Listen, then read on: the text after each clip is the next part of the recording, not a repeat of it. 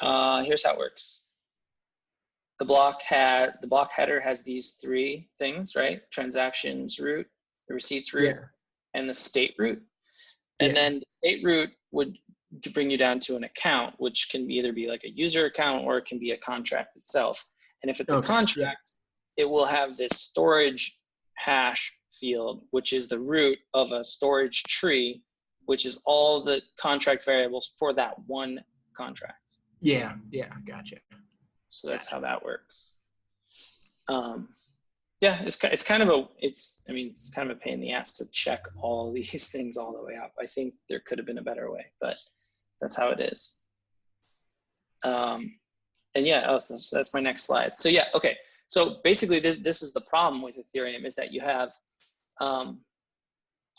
if you have some storage value, we can prove that that storage value X is proven to exist in the storage root, right? And then that storage root can be proven to exist in the account. The account can be shown that it's in the,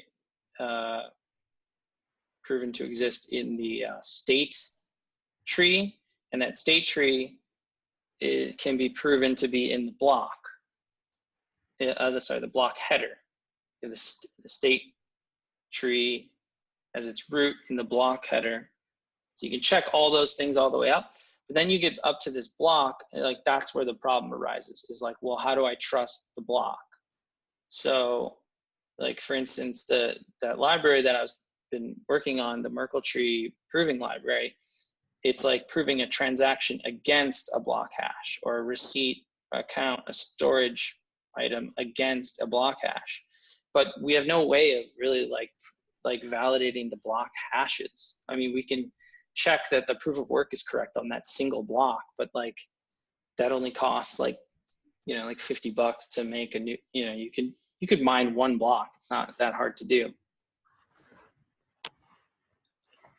So the general way that light clients work is that they would follow like the entire header list, and it would just be proving and verifying the proof of work in each one, right?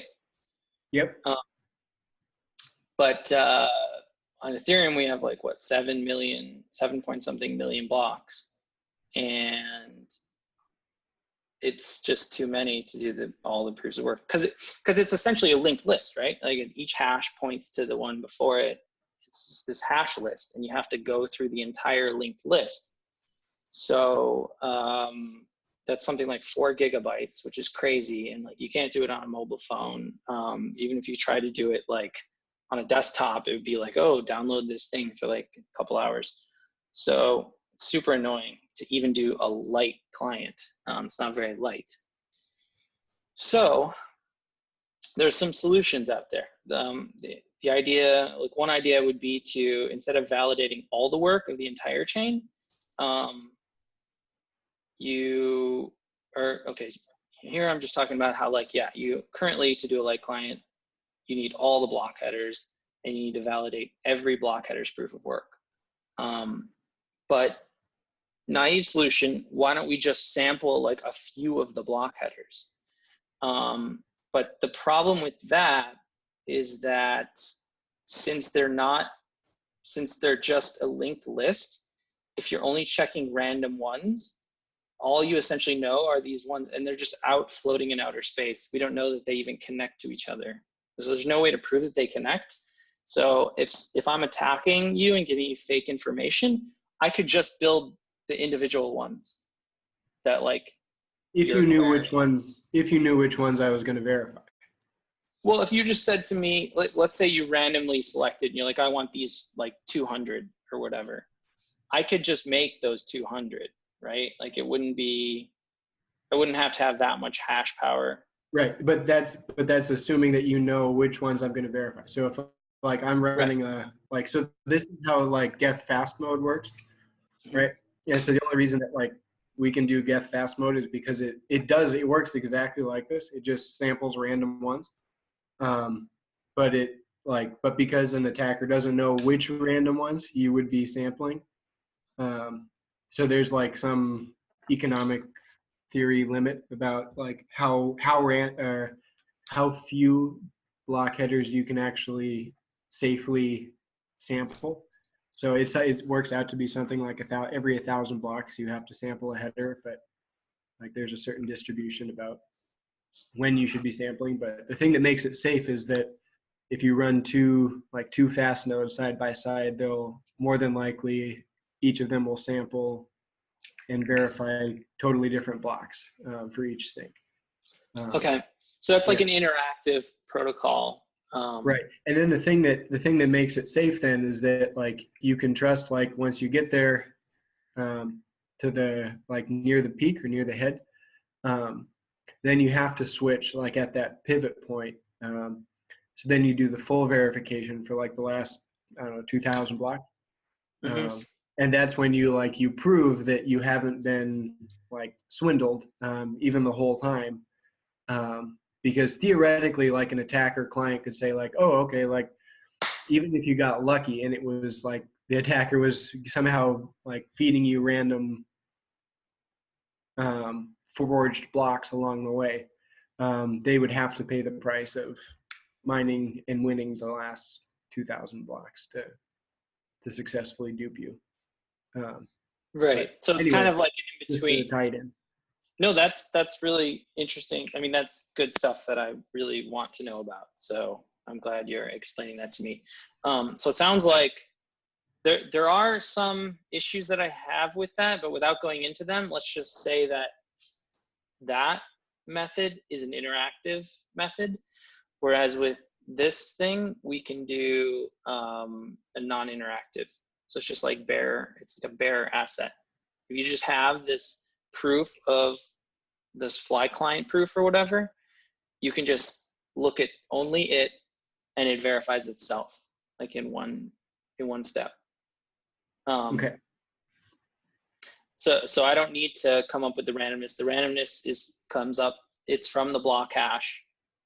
Like the block hash is used as the randomness, and it specifically like determines which blocks need to be sampled.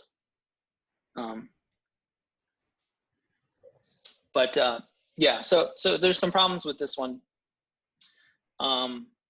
And so really what we would like, slightly better kind of arrangement would be to kind of get, if every block pointed to all its previous blocks, then when we sampled them, we could actually get the pointers to connect them all. Like, like from any random samples, we could connect them all to each other. You're still seeing my screen, right? Like, yep. Okay, cool. Do I have some? I might have. Okay. So basically to do this, we need a tree.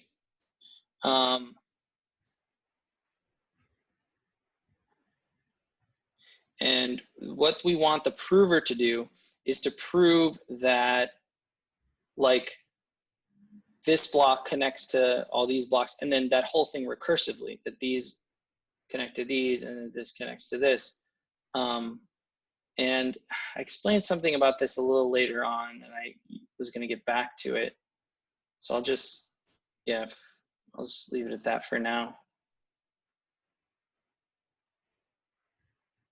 Yeah, like, so since we're going to be proving each of these things, it would be nice if like these 3 proofs were sufficient for like all the rest of the proofs, which is like what? Yeah. This is what we're going to enable.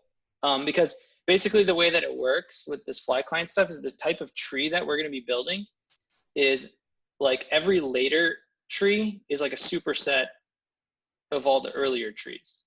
So so the same thing is true of proofs. Like a later proof is a superset of any earlier proof. So if I give a proof from this block to this last block, then that proof would be sufficient to prove that this block also points to that block, and this block also points to that block.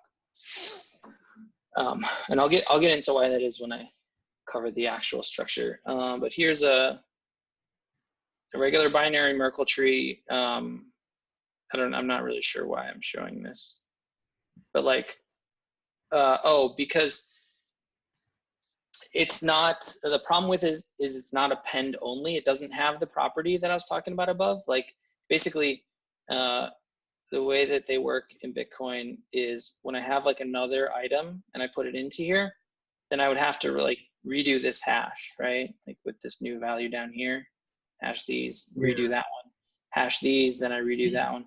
So anytime I do one here, I'm have to rehash this, and this. So it's rehashing all the way up.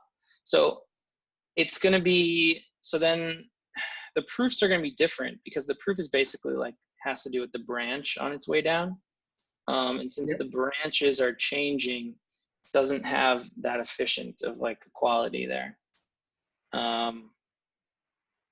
Okay, let me skip this because that's going to just get too complicated into it. Let's just go straight into it.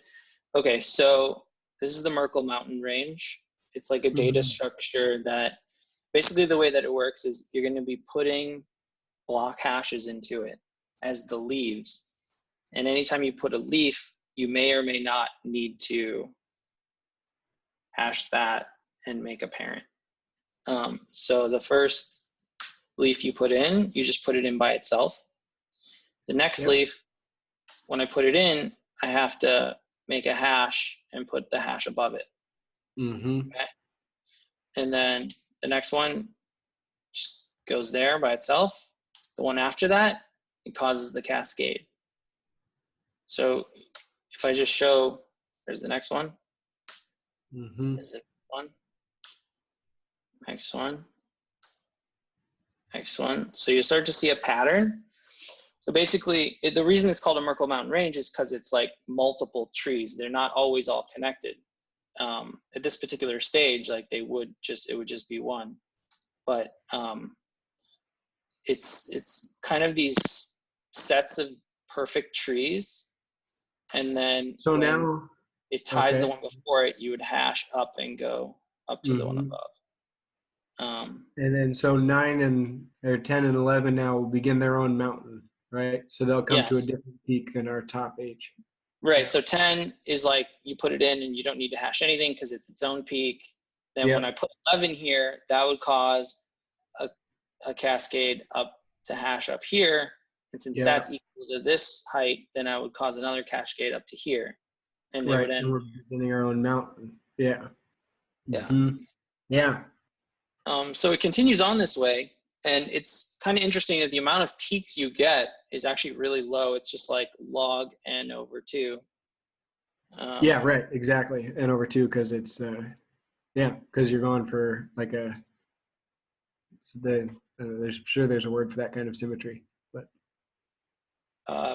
Cool. But what's cool about it is that notice it's append only. Like never do I take a hash and like change what's in there. I'm not changing what's in anywhere actually. And it can be, okay, so this is what I was going to get into a second ago. I don't know if you're familiar, but like, have you ever heard the idea of like storing or representing a tree as just simply an array? Because normally data structures, they're set, there's pointers to the other ones. But if you have like a perfect tree, or if you have a complete tree, you can actually represent that as just an array. And in order to get the nodes that it's pointing to, you just do algebra on the index. Okay.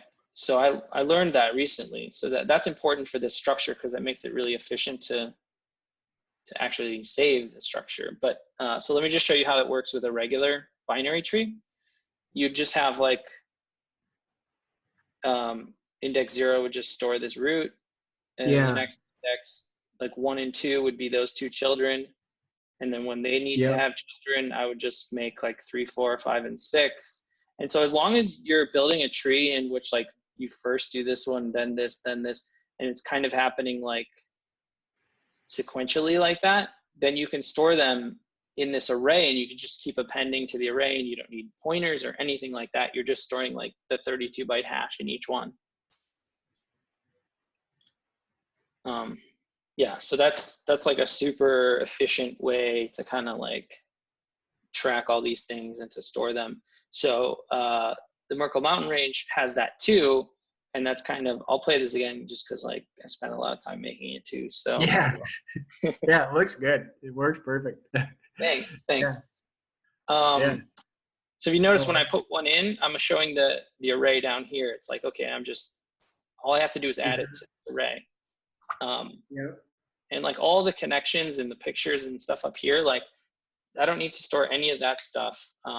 But when I traverse the tree, I have functions that can like find me like the left node, the right node of like where I currently am and all that stuff. And a lot of that, it seems like one of the common important properties is going to be the length of the array, right? And how it would relate to factors or squares of 2, right? So log 2. So if it's at 4, you know that you have a complete tree. If it's at 5, you know exactly what your sort of modulo for that tree is going to be and what the height of your last mountain is going to be. Yeah, it totally has to do with like the log base 2. Yeah. That's like how I'm doing all my calculations pretty much. Right. Right. But right now it's like an iterative process. It's not like a one and done, just like multiply or something like that. Yeah, right. It smells a lot like binary search, right? Except it's like binary search with a log 2, like that. Yeah. Right. So I could show you some of that code too if we wanted to get into it, but you're going to probably have to help me write some of that in Geth. So I'm sure we eventually will. But yeah, so just to show you like the items as they get put in, like when I put in the first one, it's just adding one element to the tree. I go to put in the second, I just have to add that and then that hash.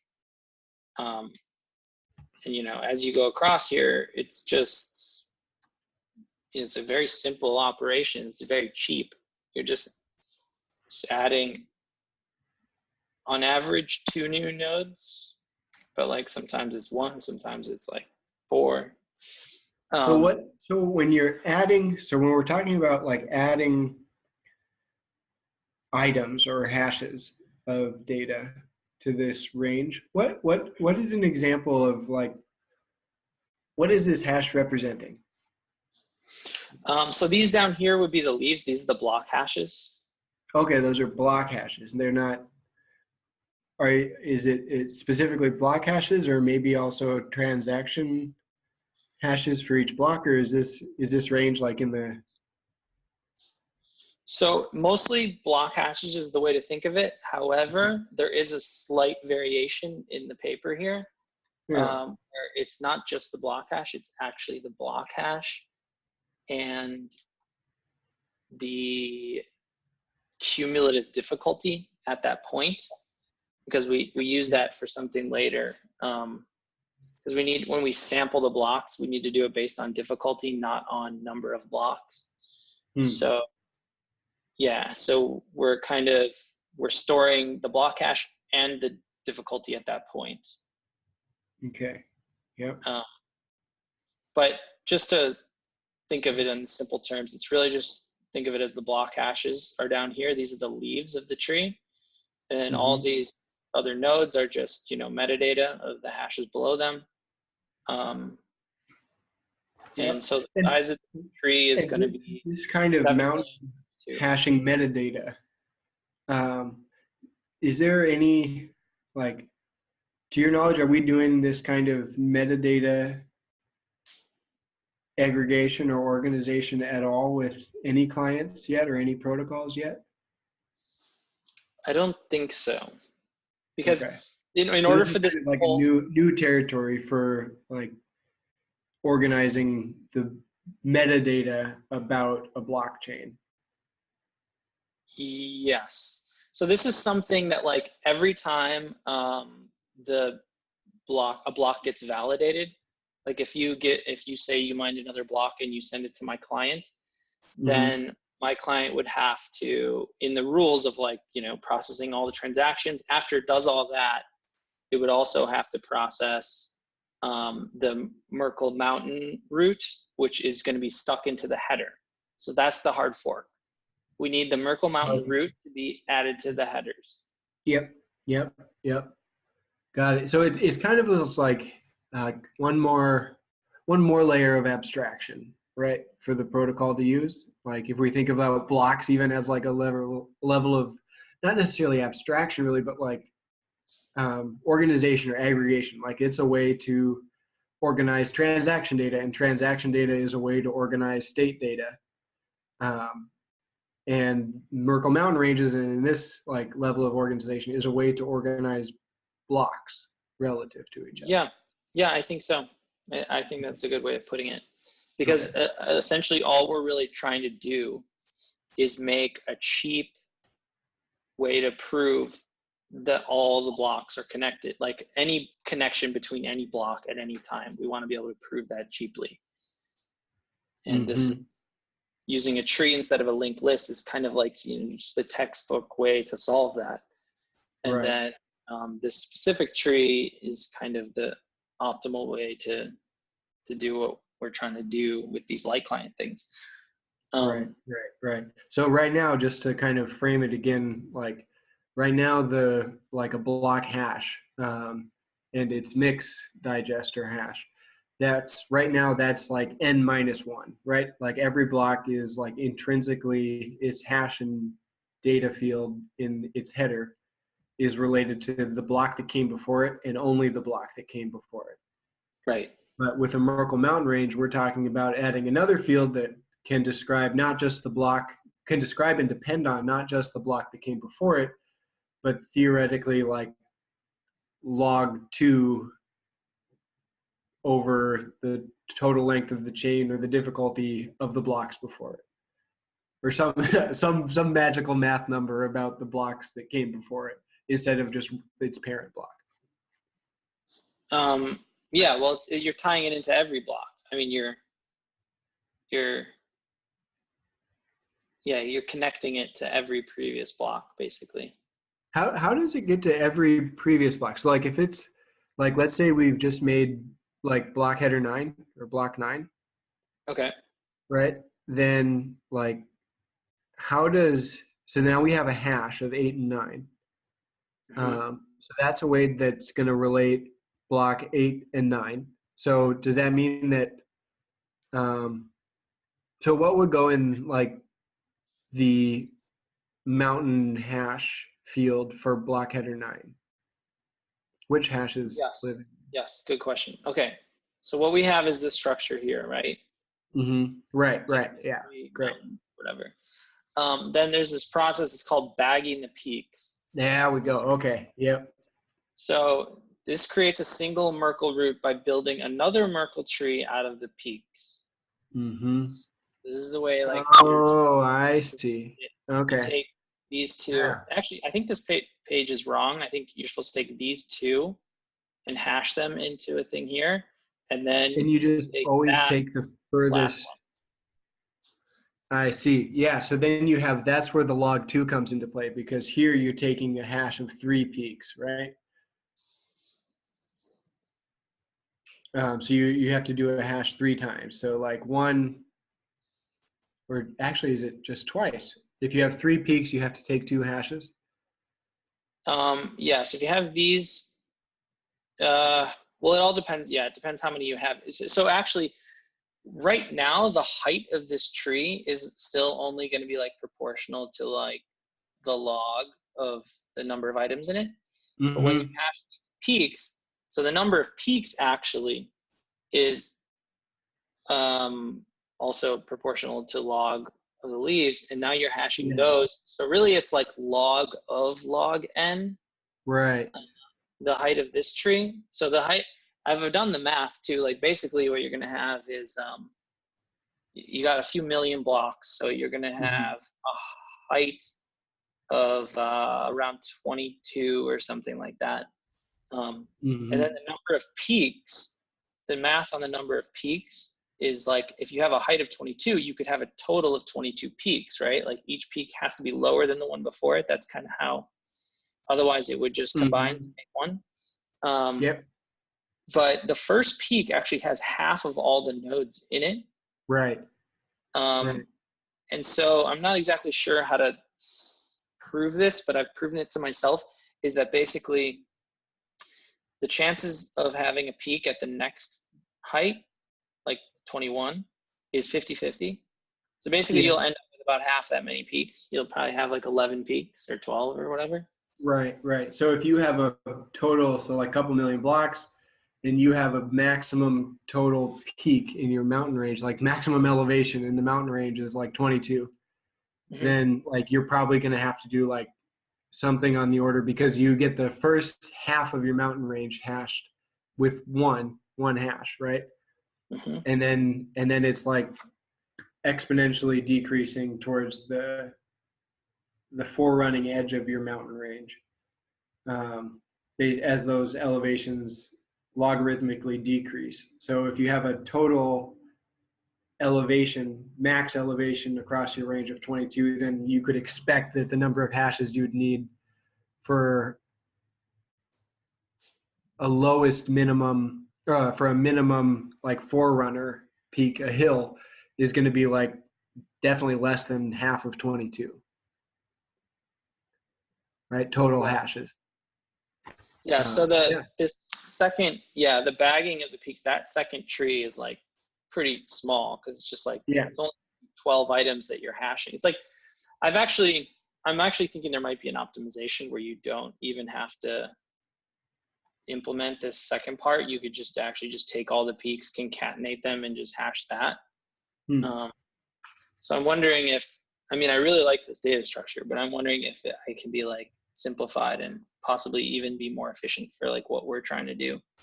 But that's just like me getting into the deep end and like trying to figure all this out. But yeah, that's a the way. Because it seems like there's got to be like it kind of smells hacky, but like, because we know that the blocks, at least at this point, are going to grow at a linear rate, and we're talking about using like a logarithmic hashing pattern, then like it seems like there's ways to, and you know that like old data won't change. So you could like, it seems like there's some aliases or shortcuts you could do in terms of like even, okay. Anyways, neither here nor there. Optimizations might be possible. Cool. Okay, so I think these are all my references and stuff, so you can look things up if you want to. But that's the end of my slides, but I didn't really explain a lot of stuff I wanted to explain. Can I play that? I guess it doesn't play. But yeah, I was gonna say that like basically what's good about this is that, the later proofs, I kind of said this earlier, the later proofs are sufficient to describe the earlier proofs, because they did the math, and basically you need like 600 of these.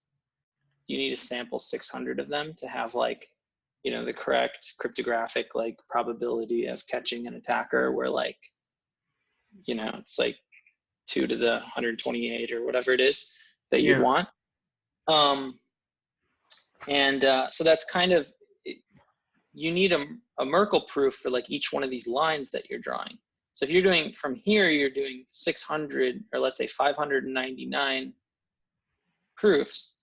And then I have to go to the next one and be like, okay, now I need another 598 pointing back. Then that's like plus 597, plus 596. So it's like a lot of proofs. But with this, we can just give you the 500 proofs. And then with each of these, all I have to do is give you the bag proof, because the bag proof will point you down to the peaks that you need. Your highest. So like that's for that green icon there, that's green circled block. You just like, you're going back to your triangle picture, you just kind of go up from that, like climb the mountain as high as you can go. And all you need is that referencing proof, that bag. Exactly. So whatever it is, like whatever peak that you're in, like if we just call this, let's say this is the mountain proof, and then like this part up here would be like the bag proof. Whatever your peak is, it's not going to change. What only thing that could happen like later on as you build more is that you end up with like more stuff on top of that peak. But if you have more stuff on top of that peak, then the proof from that later block, it's just going to be coming down from the same peak, but coming from higher up. So you're still going to drill through that same peak. So really it's like the same proof is like a subset of the proof. Yeah, so as you add blocks, the bags will get higher, but previously verified bags are not invalidated.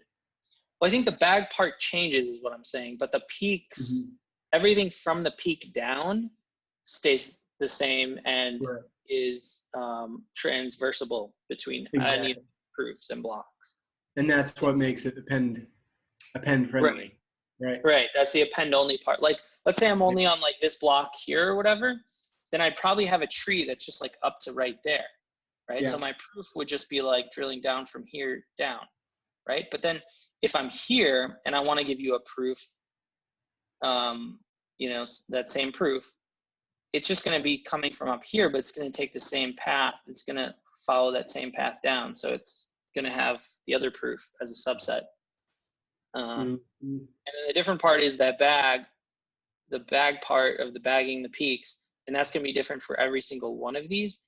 However, like we just said, that's log of n, and we only need one of those for each of the sampled blocks. So we just need the 500 proofs here, and then 500 bag proofs, one for each block. So it's just a total of 1,000. Or sorry, I was saying 600. So 600 and 600, 1,200 total. Rather than like the much bigger 600 times 600, which is what it would be if they weren't subsets of each other. Yeah, right. So to me, that's kind of the beauty of this, is that like the proofs are, because I had thought about like stuff like this, but I was like, well, that would just be like way too many proofs to have to do. But the fact that you can just like have proofs be subset of other proofs, like really makes it more feasible. So yeah.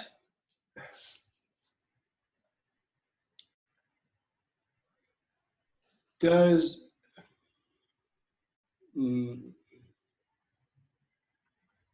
maybe a stupid question.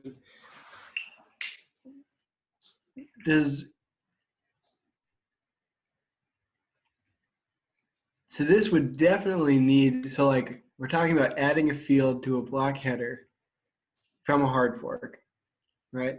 So I get that. So like, let's say we want to roll this out at block 8 million, then definitely blocks that are at or bigger than that are going to have this new field.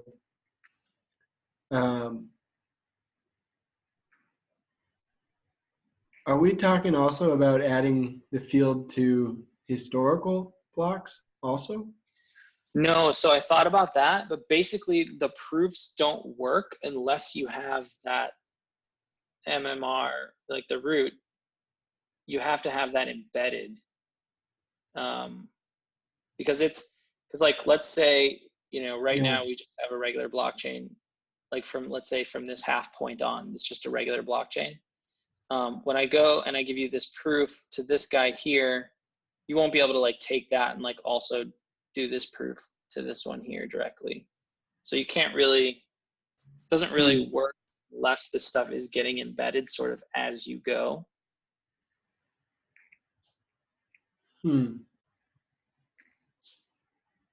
Yeah, no, that's not a dumb question. I've thought a lot about that, but unfortunately I don't think, it's like, I think the earlier we start getting these MMR roots in there, the better. The earliest we can start using it, because we also can't. There's no way to like sort of stuff the old ones in. Yeah. Okay, because what I mean, like, one could append these fields to historical blocks, right? But what you don't get, even if they're accurate hashes, and like accurately derived bags and peaks. Right. You don't have proof of work security with those hashes, right? Right. So there's Yeah. no way, as you were to sync the chain, if you were even to like programmatically like say, okay, with this hard fork, when you sync, we're gonna like add these like, because that field won't have been a part of the miner's solution, Right. that you can't verify it, right? So sync will never get shorter, like sync times and proof times will never be shorter than they are now, but they will grow less quickly. Yeah. Basically, if you want to prove the whole blockchain, you'd have to like use the regular method and up until the whatever Right. block, and Right. then use this from that block, which is why. So yeah, that's a really good point, because I've gone back and forth a lot about this, because I would like it to be like, one way that would make sense is that these are just block hashes, like that we just like start at block 0, and we're just like, okay, if we're starting at block 8 million, then let's calculate what that Merkle root should be, and just put the 8th millionth block, and then we'll just throw the MMR in there. Right. And now block sync times are amazingly reduced, right? From 3 days to like 3 minutes, right? But we can't do that, unfortunately. Yeah, you can't really do that. So the way the paper has it here, I think this is the way the paper has it, and this is kind of the way I was thinking about it, is that instead of even like figuring out what all these are, like we'll literally just, whatever block we do the hard fork on, we start appending these from that point. Right. And so because then, like, we could do it either way. Like we could just, make the client like figure out all this data, which might take a couple hours. I don't know, like depending on how it's being done. Yeah. But then when we do the calculation for like the sampling, like which blocks to sample, we'd have to factor that in. Like, okay, we're only taking a sample after block 800 or whatever. Because otherwise, so the validity doesn't hold with blocks that don't have it embedded in there.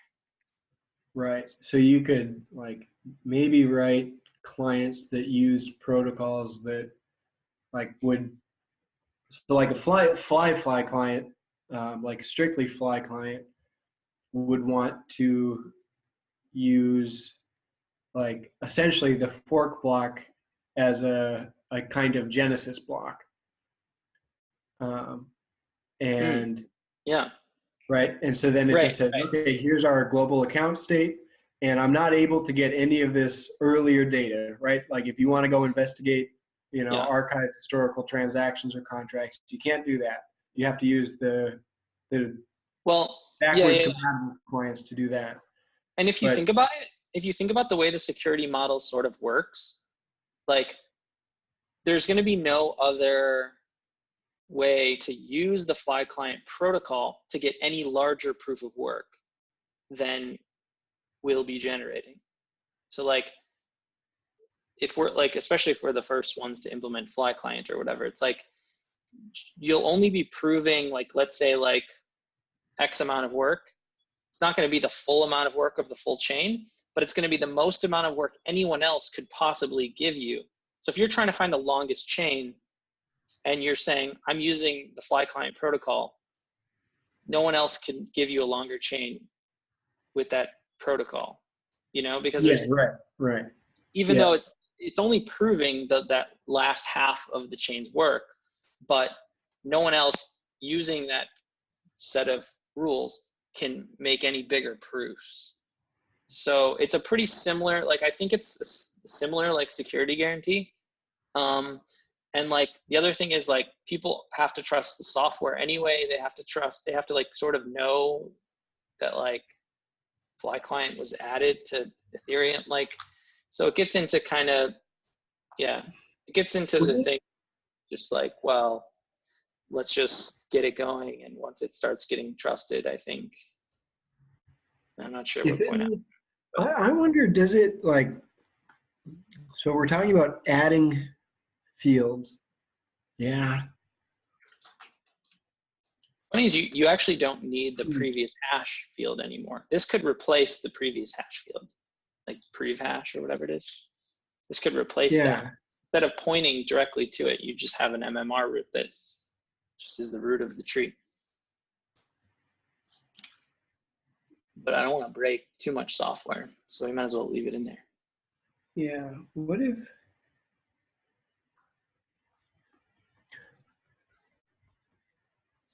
So currently Parity uses some custom protocols to do stuff like warp sync. And so those are using snapshots of state, and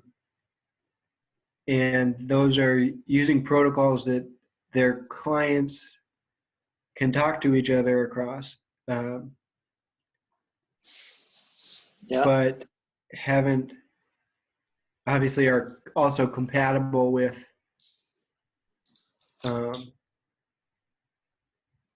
the canonical chain and canonical protocols as is. And so that's a way for Parity clients to use custom protocols to organize metadata about the chain and then to share selectively state data for the canonical chain. Is it possible, do you think, to use, like, with that pattern in mind, to use a FlyClient protocol in a similar way that Parity uses, for example, like pair 1, pair 2, pair 3? So that it wouldn't even require a fork. It would just be like an opt-in client protocol. Well, there are ways to do this as a hard fork, a soft fork, or a velvet fork. So you don't necessarily need a fork at all. It can just be done in a contract. When I was first geeking out on this, I was like, oh, let me just get those in there as soon as possible. As soon as we get those in there, we can start accruing work. Do you mean as a what do you mean as a contract? So we could just put the MMR roots in a contract instead of having them in the header. And what that would do is so remember, there's going to be 600 proofs from right here that we need to create. And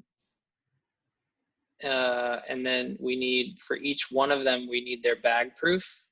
They would just change that to each one of them would need like the storage proof, which is a much deeper proof. They're much bigger because it has to, basically you're drilling down like through this whole thing. Like instead of it being up here in the block, you just need to know that the MMR root is in there. But instead of being up here in the block, it's just like,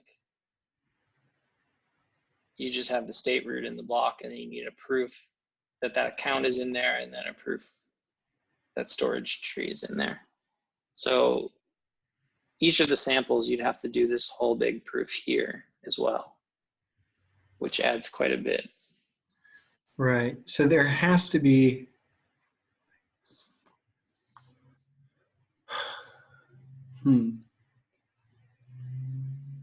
So you can't really just have a completely opt-in header field and have that be.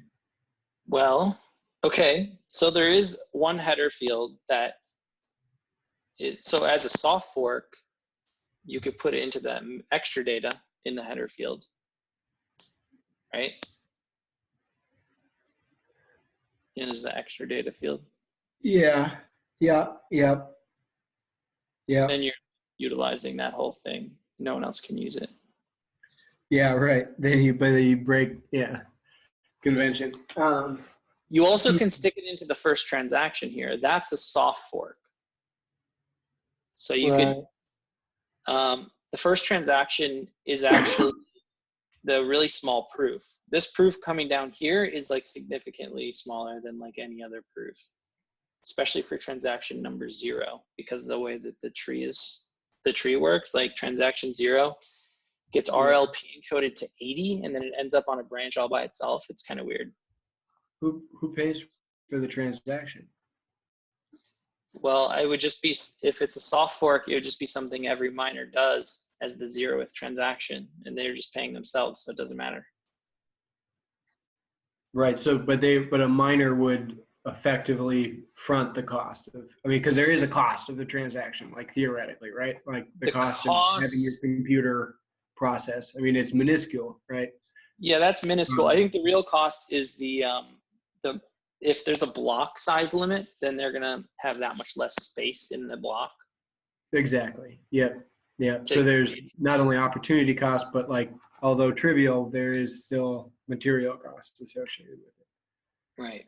But the miner would have to be the one paying that. Yeah. So we can implement this in multiple different ways, but I think the least hacky is the hard fork. And I mean, if we have 2 hard forks planned, like. So you said that like the Velvet fork would use a contract. Yeah. To have these proofs, and those contracts would be. There's multiple Velvet forks you could use, but those contracts, go ahead. So what are the different options that a Velvet fork would use to work? Okay, so like what I was saying is that like it's important that we embed these roots into, like embed them into the blockchain somehow, so that they can be anywhere. But the further down they are, the more expensive the proof will be, because we're going to have to reveal that proof 600 different blocks. We're going to have to like show that proof in 600 different blocks. Mm-hmm. So if it's right there in the header, then it's just like you already have the header because you're verifying the proof of work. So it's just 32 extra bytes, let's say. But if you throw it into like the storage, if you put it in a contract, then you're going to need to do, you can still see my screen, right? Yeah. Then you're going to need to do something like this. This is like a get, like when you do an get proof, notice the proof has, it's the account proof, right? This is all the nodes from the state root in the header all the way down. So like this is the first node, this will hash to the state root that's in the header. But then you follow that down, and then you come down and you get to the contract itself. Contract itself has a root in there, and then then you can look, then you look in the storage, and then the storage variable is, and then all those are in their own tree, and then you would just grab the one item that you need out of there. So you'd have this much basically additional. And on Ethereum, this only has 3 nodes coming down, which means there's not a lot of accounts on Ethereum Classic. But on Ethereum, there's like usually like 7 or 8 of these pieces. It's a lot of bytes. So basically, it would be this times 600. Would be like what you're adding to the proof. And then, and then the other thing about it is that like obviously not every single block will get a new. We'll have this updated into it, right? It's not going to be every single block. Some of them will be missing. So you can't do it based on block number. You have to do it just based on like, you just have to have a thing that's incrementing, where it's like this one has it, this one doesn't, which you actually can do, because we were talking earlier that in the protocol, instead of adding all the block, or like adding the Merkle root, like based on all the blocks that have already happened, that we could just add a Merkle root based on starting at that fork, right? We didn't have to put them all in. We could just start at that fork, and then we'll only be proving the amount of work since the fork. So to generalize that, for if it's a Velvet thing and we're just putting it into a contract, and not every single block gets this, because like not every transaction is going to make it in there, even if we pay for it, then basically we'd only be proving the work of the blocks where we were able to add the Merkle root. So let's say like you know, we have some servers running that like keep adding these blocks or these Merkle roots into this contract, and it goes down for like a half an hour, then like whatever blocks it missed, just like that's, we can't prove that work. That work essentially didn't happen on our FlyClient.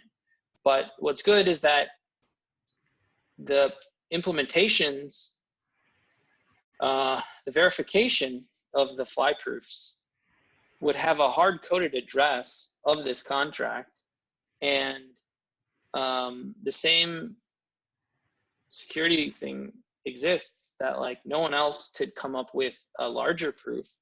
So you'd have the same sort of guarantees of the majority, you know, the longest chain would win, the longest chain that's using this protocol. And no one else could come up with a longer chain that uses the protocol. Right. You miss blocks, because then they can't, if we miss blocks, then like so does anyone else that's trying to prove a long chain.